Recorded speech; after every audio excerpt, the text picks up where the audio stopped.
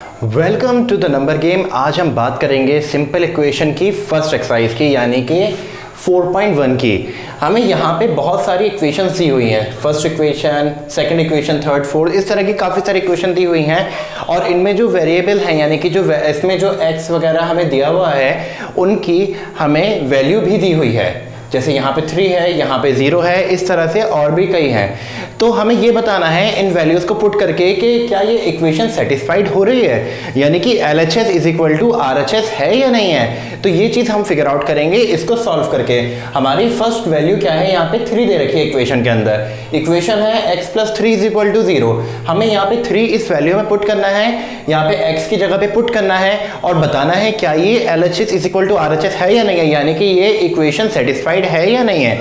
तो चलिए सॉल्व करके देखते हैं। यहाँ पे हमारी इक्वेशन ये है, यहाँ पे x की वैल्यू 3 गिवन है, तो हम यहाँ पुट कर देंगे 3 प्लस 3 इज इक्वल टू 0। हमें ये बताना है कि ये LHS RHS के बराबर है या नहीं है। तो सॉल्व करेंगे, 3 plus 3 is 6 is equal to 0। ये बराबर नहीं है, LHS RHS के बराबर नहीं है, ये नॉट इक्वल है, तो लिख नॉट सेटिस्फाइड।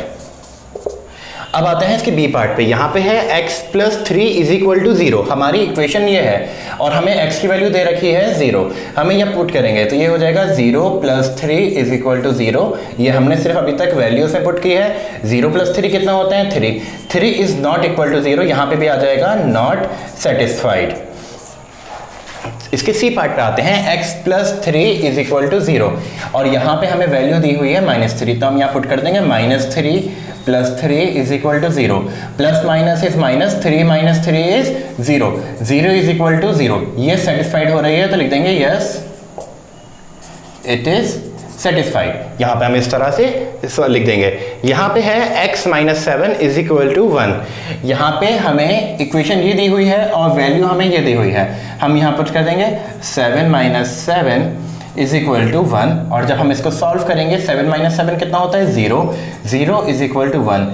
ये इक्वल नहीं, यहाँ पे लिख देंगे नॉट सेटिस्फाइड। इसके ई पार्ट पे आते हैं, x minus 7 is equal to 1 और x की वैल्यू हमें गिवन है 8। अब पुट करते हैं इसमें 8 माइनस 7 इज इक्वल टू 1 और यहाँ पे 1 इज इक्वल टू 1 आ जाएगा। ये हमारी सेटिस्फाइड हो रही है। अब यहाँ बात करते हैं 5x इज इक्वल टू 25। मैंने आपको बताया था जब ये एक्सप्लेन कर रहा था कि कोई भी अगर नंबर और अल्फ़ाबेट साथ में दिया हो तो इसका मतलब होता है ये मल्टीप्लाई में है। और हमें x की वैल्यू कितनी दी हुई है, 0। तो पुट करते हैं 50 इज इक्वल टू 25। 5 0 0, यानी कि ये सेटिस्फाइड नहीं हो पा रहा है, तो लिख देंगे नॉट सेटिस्फाइड। अब इसी तरह से आगे और भी पार्ट्स हैं, चलिए हम उनकी तरफ देखते हैं। इसका जी पार्ट है 5x is equal to 25, x is equal to 5। ये भी मल्टीप्लाई में है। मैंने बताया था आपको अभी भी कि अगर नंबर और अल्फ़ाबेट साथ में होते हैं तो मल्टीप्लाई में होते हैं। x की वैल्यू कितनी है, 5 है। हम यहाँ पुट कर देंगे 5 multiply by 5 is equal to 25। ये 5 से कितना हो जाएगा, 25 इज इक्वल टू 25, यानी कि सेटिस्फाइड कर रहा है ये। तो ये इक्वेशन सेटिस्फाइड है। उसके बाद h पार्ट पे आते हैं, 5x इज इक्वल टू 25 और x की वैल्यू दी हुई है हमें -5। तो हम इसको जब पुट करेंगे, 5 multiply by -5 is equal to 25। जब हम इसको मल्टीप्लाई करेंगे ये हो जाएगा -25 इज इक्वल टू 25। क्या ये बराबर है, नहीं, ये माइनस में है, ये प्लस में है, ये पॉजिटिव इंटीजर है और ये नेगेटिव इंटीजर है, तो ये सेटिस्फाइड नहीं हो रहा है। हम यहाँ पे लिख देंगे नॉट सेटिस्फाइड। अब इधर आते हैं, m/3 is equal to 6। m/3 मतलब ये डिवाइड में है नंबर, तो जब हम यहाँ पे वैल्यू पुट करेंगे, -6 हमें दे रखा है, -6/3 इज इक्वल टू 2। कटिंग करेंगे, 3 1 3, 3 2 6। ये -2 इज इक्वल टू 2 आ रहा है, ये भी सेटिस्फाइड नहीं हो रही है। यहाँ पे लिख देंगे नॉट सेटिस्फाइड। मैंने शॉर्ट फॉर्म में लिखी है, आप फुल फॉर्म में लिखेंगे। यहाँ पे m की वैल्यू हमें 0 दी हुई है, तो 0/3 इज इक्वल टू 2। अब ये जो भी नंबर डिवाइड में होता है और अगर वहाँ पे 0 हो तो ये 0 ही हो जाता है, 0 इज इक्वल टू 2। ये भी सेटिस्फाइड नहीं है, यहाँ पे लिख देंगे नॉट सेटिस्फाइड। अब k पे आते हैं, m/3 is equal to 2 same है। यहाँ पे बस हमें m की वैल्यू 6 दी हुई है, लिख देंगे 6/3 इज इक्वल टू 2। 3 1 3, 3 2 6, तो 2 इज इक्वल टू 2 आ गया। दोनों पॉजिटिव इंटीजर है, लिख देंगे सेटिस्फाइड। ठीक है, तो आई होप आपको ये क्वेश्चन समझ आ गया होगा, क्योंकि ये क्वेश्चन समझना बहुत ज़्यादा इंपॉर्टेंट है। तो अगर कोई भी डाउट हो आप मुझे कमेंट बॉक्स में बताइएगा, क्योंकि पूरा चैप्टर सिर्फ इन्हीं टाइप के क्वेश्चंस पे डिपेंडेंट है। तो अगर कोई प्रॉब्लम हो आप मुझे बताइए, मैं इसके लिए स्पेशल वीडियो बना के आपके लिए डालूंगा। तो यहाँ पे भी आपको इक्वेशंस दी हुई हैं और उसमें जो भी वेरिएबल है उसकी आपको वैल्यू दी हुई है और आपको उसको वैल्यू को पुट करके सॉल्व करना है और बताना है कंडीशन सेटिस्फाइड हो रही है या नहीं हो रही है, यानी कि ये इक्वेशन सेटिस्फाइड हो रही है या नहीं। तो चलिए सॉल्व करके देखते हैं। यहाँ पे m की वैल्यू 1 दी हुई है, तो हम यहाँ लिख देंगे 1 + 5 = 19 और ये 6 = 19 है, तो यहाँ पे आ जाएगा नॉट सेटिस्फाइड। यहाँ पे 7n है यानी मल्टीप्लाई होगा और n की वैल्यू कितनी है -2, तो करते हैं सॉल्व इसको। 7 × -2 + 5 = 19। 7 2 कितने होते हैं 14 और माइनस का साइन आ जाएगा क्योंकि यहाँ पे माइनस का साइन था, +5 = 19। प्लस माइनस माइनस होता है, इसमें माइनस करेंगे यहाँ आ जाएगा 9 और साइन किसका आएगा, प्लस का आएगा या माइनस का आएगा, यहाँ पे माइनस का आएगा। क्यों? क्योंकि ये बड़ा नंबर है, ये माइनस के साथ है, इसलिए यहाँ पे माइनस का साइन आएगा। -9 = 19, ये भी सेटिस्फाइड नहीं हो रही है इक्वेशन। इधर आते हैं, यहाँ पे 7n दे रखा है, मतलब मल्टीप्लाई होगा, तो यहाँ लिख देंगे 7 × 2 + 5 = 19। इसको जब सॉल्व करेंगे 7 2 कितना होते हैं 14 + 5 = 19, ये हो गया 19 = 19, तो ये सेटिस्फाइड हो गई। इसकी डी पार्ट पे आते हैं, ये भी मल्टीप्लाई में है। 4 × -4 - 3 = 13। 4 4 कितने होते हैं 4 4 होते हैं 16 -16 -3 = 13, माइनस माइनस प्लस होता है तो ये प्लस हो जाएगा। 16 + 3 कितना हो गया 19 और साइन माइनस का आएगा। जब दोनों नंबर के साथ माइनस होते हैं तो साइन भी माइनस का ही आता है, = 13। ये भी सेटिस्फाइड नहीं हो रही है तो लिख देंगे नॉट सेटिस्फाइड। इसके ई पार्ट पे आते हैं, यहाँ पे भी मल्टीप्लाई ही दे रखा है, तो ये हो जाए 4 × -4 - 3 = 13, -16 - 3 = 13, माइनस माइनस प्लस हो जाएगा 19 आ जाएगा, साइन माइनस का आएगा, = 13, लिख देंगे नॉट सेटिस्फाइड। यहाँ 0 दे रखा है तो 4 × 0 - 3 = 13। 4 0 0 होते हैं, 0 - 3 = 13, आंसर ही इसका -3 = 13 हो जाएगा, यानी कि नॉट सेटिस्फाइड। तो चलिए चलते हैं इसके नेक्स्ट क्वेश्चन की तरफ। क्वेश्चन नंबर 3 में हमसे कह रहे हैं कि ये हमें इक्वेशंस दे रखी हैं और हमें इसको सॉल्व करना है ट्रायल एंड एरर मेथड से। ट्रायल एंड एरर मेथड क्या होता है? ट्रायल एंड एरर मेथड होता है जिसमें हम इस p की जगह कई सारे वैल्यूज लगाएंगे और देखेंगे किससे आंसर हमारा सेटिस्फाइड हो रहा है। अब बात करते हैं नंबर कौन सा लगाया जाएगा। अगर इस p की जगह हम 0 लगाएं तो क्या हो जाएगा, माइंड में कैलकुलेट करते हैं। 5 0 0 0 हो जाएगा, 0 + 2 2 हो जाएगा, = 17। क्या ये सेटिस्फाइड कर रहा है? नहीं कर पाएगा। 1 से देखेंगे, अगर हम यहाँ पे 1 लगाएंगे 5 × 5 5 हो जाएगा, 5 + 2 = 17। क्या ये सही है? नहीं, क्योंकि यहाँ 7 आ जाएगा, 7 = 17 हो जाएगा। तो हमें कोई बड़ा नंबर लेना होगा। तो चलिए थोड़ा थोड़ा करके ट्राई करके देखते हैं, अलग अलग नंबर लगा के। तो सबसे पहले हम यहाँ पे लगाते हैं 2 लगाते हैं, तो 5 × 2 + 2 = 17। 5 2 कितने होते हैं 10, 10 + 2 = 17, ये हो जाएगा 12 = 17। क्या ये सेटिस्फाइड हो रही है? नहीं हो रही है, नॉट सेटिस्फाइड। अब हमें देखना है कितना गैप आ रहा है, यहाँ पे थोड़ा ही गैप है तो हम यानी क्लोज हैं इसके, तो हम यानी कि यहाँ पे 2 लिया, अब 3 करके देखेंगे तो ये हो जाएगा 5 × 3 + 2 = 17। 5 3 = 15, 15 + 2 = 17, 17 = 17। यहाँ पे हमारी इक्वेशन सेटिस्फाइड हो गई, तो ये हमारा आंसर है। तो यहाँ पे हम लिख देंगे p = 3। अब आते हैं इसके बी पार्ट पे, 3m - 14 = 4। अगर हम 0 लगाएंगे तो यहाँ 0 ही हो जाएगा, 3 × 0 0 ही रहेगा, -14 = 4 नहीं हो पाएगा। और अगर हम 1 लगाते हैं, 1 से देखते हैं, 3 1 = 3, ये हम जब करेंगे माइनस इसको तो भी ये सेटिस्फाइड नहीं कर पाएगा। तो हम कौन सा नंबर लगाएं ऐसा? तो चलिए एक बार 3 लगा के देखते हैं। 3 × 3 - 14 = 4, 3 3 = 9, 9 - 14 = 4। क्या ये सेटिस्फाइड कर पा रहा है? सॉल्व करके देखते हैं। 9 यहाँ पे आ जाएगा, 5 - 5 = 4, ये सेटिस्फाइड नहीं हो रहा है। अब इसमें हम कौन सा नंबर लगाएं, थोड़ा और आगे चलते हैं, हम यहाँ पे 4 लगाते हैं। 3 multiply by 4 minus 14 is equal to 4। 3 4 तक कितने होते हैं, 3 4 तक होते हैं 12, 12 माइनस 14 इज इक्वल टू 4, -2 आ जाएगा, -2 is equal to 4, not satisfied. तो यहाँ पे हम 4 भी नहीं लगा सकते, और बड़ा नंबर पे चलते हैं, यहाँ पे हम लगाते हैं 3 मल्टीप्लाई बाय 5। 5 3 तक कितने होते हैं 15, 15 माइनस 14 इज इक्वल टू 4, यहाँ पे आ जाएगा 1, 1 इज इक्वल टू 4। ये भी सेटिस्फाइड नहीं हो रहा है तो नॉट सेटिस्फाइड लिख देंगे। अब हम करके देखते हैं 6 से, तो यहाँ पे हम लिख देंगे 3 multiply by 6 minus 14 is equal to 4। 3 6 का कितना होता है 18, 18 माइनस 14 इज इक्वल टू 4, यहाँ पे 4 इज इक्वल टू 4 आ गया, यानी कि सेटिस्फाइड हो। m is equal to 6, m की वैल्यू क्या आ गई 6 आ गई। तो चलिए अब इसके नेक्स्ट क्वेश्चन की तरफ चलते हैं। हमें यहाँ पे स्टेटमेंट्स गिवन है, इन स्टेटमेंट से हमें इक्वेशन बनानी है।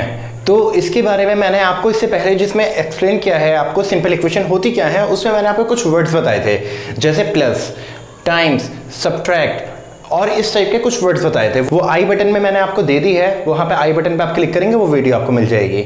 इसके बारे में चलिए अब बताते हैं आपको। यहाँ पे फर्स्ट स्टेटमेंट हमें गिवन है, the sum of numbers x and 4 is 9।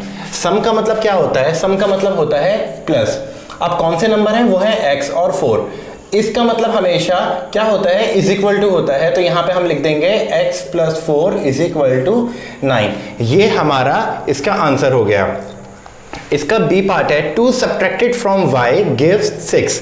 अब यहाँ पे एक वर्ड यूज हुआ है फ्रॉम, और दूसरा वर्ड यहाँ पे यूज हुआ है सब्ट्रैक्ट। जब आप माइनस के क्वेश्चन करते थे इससे पहले क्लासेस में, वहां पे सब्ट्रैक्शन में फ्रॉम वर्ड यूज होता था। फ्रॉम वर्ड यूज होता था तो क्या होता था, वहां पे फ्रॉम के बाद वाला नंबर पहले आता था और पहले वाला बाद में आता था। इन द सेम वे यहाँ पे भी फ्रॉम के बाद जो अल्फाबेट दे रखा है ये पहले आएगा और पहले वाला नंबर बाद में आएगा। मैं बताता हूँ किस तरह से। यहाँ पे आएगा y minus 2 is equal to 6। ये गिव्स का मतलब इज इक्वल टू होता है इन स्टेटमेंट्स में। तो यहाँ पे फ्रॉम के बाद वाला हमने अल्फाबेट पहले लिख दिया और पहले जो नंबर दे रखा था हमने बाद में लिख दिया, और गिव 6 वो इज इक्वल टू 6 आ गया। यहाँ पे वर्ड यूज हुआ है 10 टाइम्स a। टाइम्स का मतलब मैंने आपको बताया था कि क्या होता है, मल्टीप्लाई होता है। 10 टाइम्स a ये हो जाएगा 10a is equal to 70। Easy है ना, बस थोड़ी ट्रिकी है, वो ट्रिक आपने सीख ली तो आप समझ ही जाएंगे। वो उस ट्रिक को सीखने के लिए इससे पहले जो मैंने वीडियो एक्सप्लेन की है इस चैप्टर की, वो आप देखिएगा, और जो मैं अब बता रहा हूं उस पर आप गौर करिएगा। इसका डी पार्ट है, the number b divided by 5 gives 6। यहाँ पे डिवाइड वर्ड यूज हुआ है, यानी कि अपॉन में आएगा। अभी किससे डिवाइड हुआ, b किससे डिवाइड हुआ है 5 से, तो ये हो जाएगा b upon 5 is equal to 6। अब इसकी ई पार्ट पे आते हैं। 3/4 ऑफ t इज 15। 3/4 का मतलब क्या होता है 3/4, ये फ्रैक्शन में दे रखा है। ऑफ t मतलब इसके साथ मल्टीप्लाई हो जाएगा, इज इक्वल टू 15। अब यहां पे आते हैं इसके एफ पार्ट पे, 7 टाइम्स m प्लस 7 तो समझ ही गए होंगे, और टाइम्स का मतलब मल्टीप्लाई, और यहाँ पे 7 दिया है तो ये हो जाएगा 7m plus 7 is equal to 77। ठीक है, 7 टाइम्स का मतलब 7m हो जाएगा, 7 टाइम्स m का मतलब 7m plus 7 is equal to 77। ये हमारा हो गया। अब इसके आगे के पार्ट्स हम करते हैं। अब इसका जी पार्ट है, 1/4 of a number x minus 4। यहाँ पे माइनस वर्ड यूज हुआ है, 1/4 वर्ड यूज हुआ है।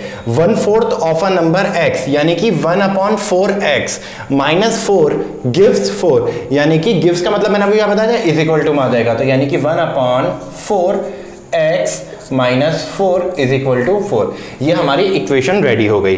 अब इसके एच पार्ट पे आते हैं। If you take away 6 from 6 times y, 6 times का मतलब मल्टीप्लाई, और यहाँ फ्रॉम वर्ड यूज हुआ है, मतलब इसके बाद वाला नंबर पहले आएगा, तो 6 टाइम्स y, तो हमने 6y लिख दिया। टेक अवे आया, टेक अवे मैंने आपको बताया था क्या होता है, माइनस होता है, -6। यू गेट 60, यू गेट मतलब इज इक्वल टू, और यहाँ पे 60 आ जाएगा। अब इसके आई पार्ट पे आते हैं। If you add 3 to 1/3 of z, ये कह रहे हैं कि अगर हम इसमें 3 में 1/3 ऑफ z ऐड कर देंगे, प्लस कर देंगे, हमें 30 मिल जाएगा। तो हम कर देंगे 1/3 z plus 3 is equal to 30। अब देखिए यहाँ पे कह रहा है ना, इफ यू एड 3 2, जब यहाँ पे प्लस में 2 वर्ड यूज होता है तो उससे पहले वाला नंबर बाद में आता है। तो हम यहाँ पे बाद में हमने लिख दिया 1/3 ऑफ z था, 1/3 z हमने लिख दिया, और गेट का मतलब इज इक्वल टू होता है 30, यहाँ पे हमने लिख दिया। चलिए अब नेक्स्ट क्वेश्चन की तरफ चलते हैं, वो इसका अपोजिट है। हमें यहाँ पे स्टेटमेंट्स गिवन थी, हमें उससे इक्वेशन बनानी थी। इस क्वेश्चन में इक्वेशन गिवन है और हमें उससे स्टेटमेंट्स बनाने हैं। तो अगर आपने ये क्वेश्चन अच्छे से समझ लिया होगा, नेक्स्ट क्वेश्चन आपके लिए बहुत ज्यादा इजी होने वाला है। तो चलिए देखते हैं उसकी तरफ। क्वेश्चन नंबर 5 का ए पार्ट है, p + 4 = 15। हमें यहाँ पे वो वर्ड्स यूज करने हैं जो जिससे हमने इससे पहले वाले क्वेश्चन से हमने इक्वेशन बनाई थी। यहाँ पे इक्वेशन से हमें स्टेटमेंट बनानी है। तो यहाँ पे क्या होगा, p + 4 = 15 में क्या बना सकते हैं हम, तो यहाँ पे लिख देंगे p added to 4 gives 15। यही तो बनेगी ना, यहाँ पे ऐड कर दिया, यहाँ पे ऐड हमने वर्ड यूज कर दिया, यहाँ पे गिव्स यूज कर दिया, और हमने ये स्टेटमेंट बना ली p added to 4 gives 15। इसके बी पार्ट पे आते हैं, m - 7 = 3।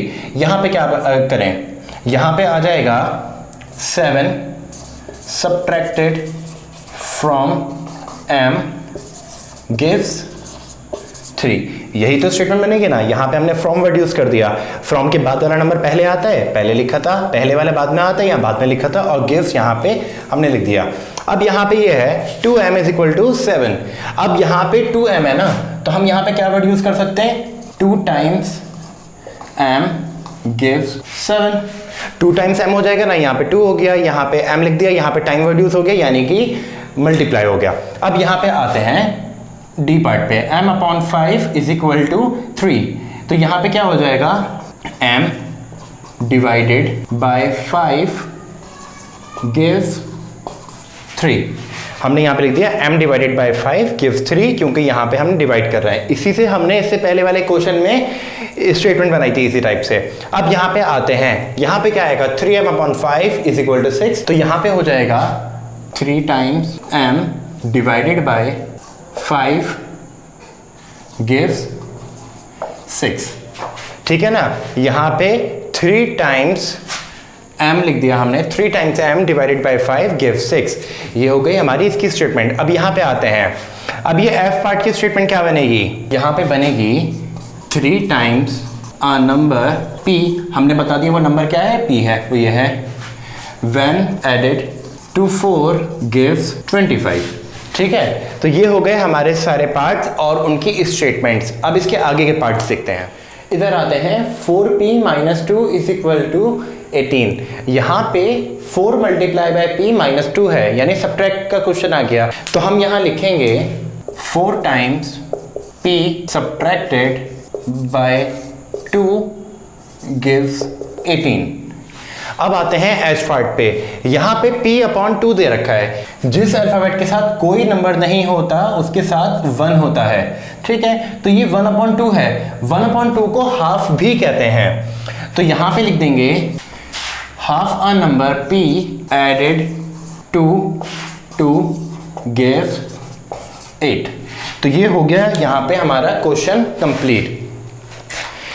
एक चीज़ ध्यान से याद रखिएगा, ये जो स्टेटमेंट्स लिखवाई हैं ये हर टीचर अपनी लैंग्वेज में लिखवाते हैं। तो हो सकता है कि जिनसे आप पढ़ रहे हो या जो आपके स्कूल टीचर हों उन्होंने ये स्टेटमेंट्स थोड़ी अलग लिखवाई हों, तो इसमें कंफ्यूज मत होइएगा। ये भी सही है और जो आपके टीचर लिखवा रहे हैं वो भी सही है, तो कंफ्यूज मत होइएगा। ठीक है, तो आज के लिए इस वीडियो में सिर्फ इतना ही।